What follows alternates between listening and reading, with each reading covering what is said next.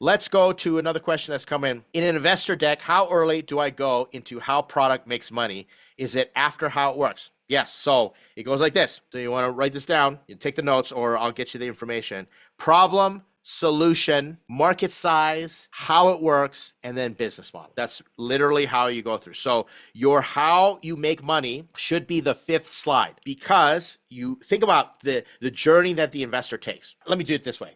I'm going to actually come up with a handy dandy slide here just so that everybody can see this, and I'm going to share. All right, so this is my Q&A slide here like this, and here's how it should go. Let me just do this right here for the sake of posterity. So you got problem. That's number one. Why is that super important? Because the investor wants to know, is this a problem worth investing in? Is this a proper startup? Depending on the size of check that you want written, that's going to determine. So if you want a $2 million check and you're going for investment funds from a fund that has level of ROI, they've got LPs, they're going to need a problem that's got $1 billion behind it that can solve that, right?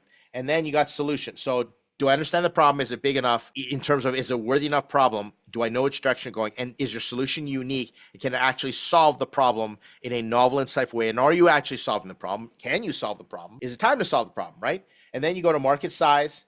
And this is where you prove that this is a $1 billion opportunity. If you're trying to get investors that need to invest in unicorns, that's what you want to do.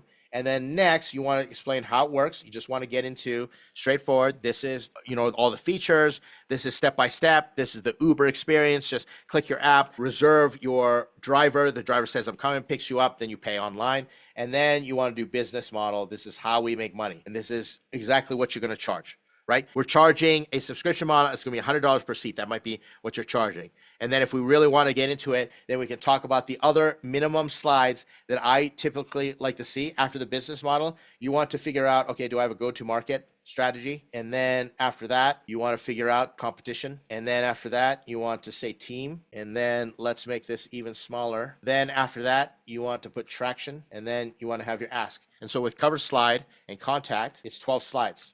Right? That's your minimum pitch deck. So let's say I add in the cover slide right here. That's going to be 12 slides. That is the minimum pitch deck, or your basic pitch deck.